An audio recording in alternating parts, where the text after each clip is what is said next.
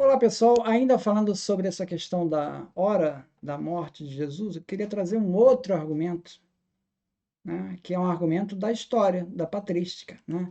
Tem um livro do Santo Agostinho, né, do Agostinho, bispo de Hipona, né, na África, que é o livro Harmonia dos Evangelhos. No livro 3, capítulo 13, ele discute exatamente essa questão da aparente contradição entre Marcos e João, hora terceira e hora sexta. Tá? Eu vou deixar aqui o link do texto da íntegra do capítulo, é um capítulo relativamente grande, que ele vai discutir essa questão. Ele tenta harmonizar esse texto, né? E ali ele vai tratar dessa questão, né, dessa contradição entre Marcos 15, 25, que fala da hora terceira, que Jesus foi crucificado, que seria 9 horas da manhã, né, usando o horário judaico, que começa o dia às 6 da manhã. A hora terceira seria 9 horas da manhã. E João, que indica que Jesus foi entregue para ser crucificado na hora sexta, na sexta hora, que seria meio-dia, também horário judaico. Tá? João 19, 14. Então, o Santo Agostinho, você veja que ele em nenhum momento usa essa questão do horário diferente, tá? O horário romano, ele não usa esse argumento. Então, assim, esse é um primeiro ponto, né? Assim, se fosse uma questão trivial, isso já representava um certo desafio para esses autores tentarem conciliar esses dois informações que parecem contraditórias, né? Bom, ele vai dar duas soluções, né? A primeira solução é que Marcos pode ter usado essa hora terceira, que seria 9 horas da manhã, como a hora em que o processo de Jesus começou.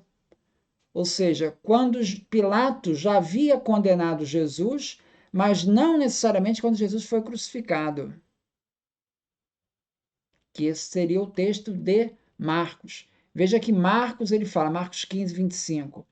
E era a hora terceira, e o crucificaram. Está tudo numa mesma frase. Parece que crucificaram na hora terceira. Para Agostinho, não, tem uma vírgula aqui. E era a hora terceira.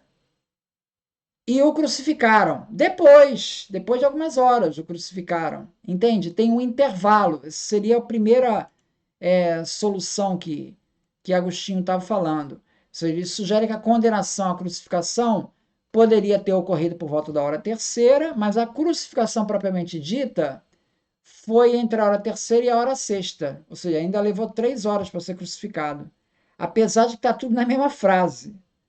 Mas essa é a primeira solução que ele está dando. A segunda solução é que João menciona a hora sexta, que seria meio-dia, referindo-se à preparação da Páscoa dos judeus. Tá? João 19, 14, ele fala, e era a preparação da Páscoa, e quase a hora sexta, e disse aos judeus, eis aqui o vosso rei. Então, aqui João está se referindo à preparação da Páscoa dos judeus. Agostinho propõe que a sexta hora mencionada por João poderia se referir ao tempo da preparação da Páscoa, o que coincidiria com o momento em que Pilatos entregou Jesus aos judeus para ser crucificado. Nesse caso, a preparação final para o sacrifício de Jesus já teria começado na hora terceira. É um processo que se estendeu por 3 horas e culminou na sexta hora. Então, Agostinho ele tenta harmonizar as duas narrativas, sugerindo que Marcos e João não estão necessariamente em contradição, mas eles falam de momentos diferentes relacionados ao processo da crucificação. Marcos está se referindo ao início do processo e João ao clímax, ou seja, efetivamente quando a crucificação aconteceu. Além disso, ele considera que a hora da preparação da Páscoa judaica, a hora sexta, pode não ser a sexta hora do dia comum, mas sim a hora da preparação do sacrifício do cordeiro, que simbolicamente se alinharia com a morte de Jesus, o Cordeiro de Deus. Então, ele escreveu essa hora sexta, porque era nessa hora sexta que era conhecido o sacrifício do cordeiro. Então ele forçou isso, hora sexta, para coincidir o sacrifício do cordeiro com o sacrifício do Cordeiro de Deus, que é Jesus. Então, foi mais por um simbolismo. Portanto, segundo Agostinho, a crucificação pode ter começado na hora terceira, segundo Marcos, e a preparação de Jesus para o sacrifício culmina na sexta hora, mantendo assim uma possível harmonia entre os evangelhos. Então, de qualquer maneira, Agostinho ele então já vai dar uma outra solução. Você veja então o que nós temos aqui. Nós temos a solução que o Lucas Banzoli propôs, que é do Norman Geisler. Tem a solução do Craig Bloomberg, que eu coloquei aqui, que é a questão de contar em intervalos de quartos de hora. Então, na verdade, houve um arredondamento aí, né? Marcos arredondou para a terceira hora e João arredondou para a sexta hora, né? Houve um arredondamento, porque ele só conta de quartos de hora. E o Agostinho, que está dizendo que está se referindo a momentos distintos, né?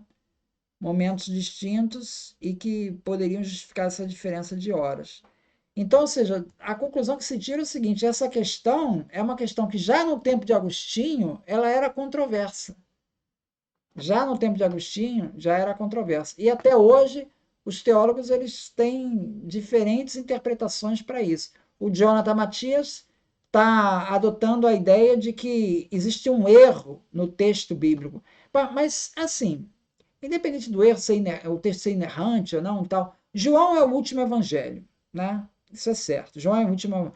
Cara, por que ele colocaria uma coisa errada no texto, né? Seria meio, né?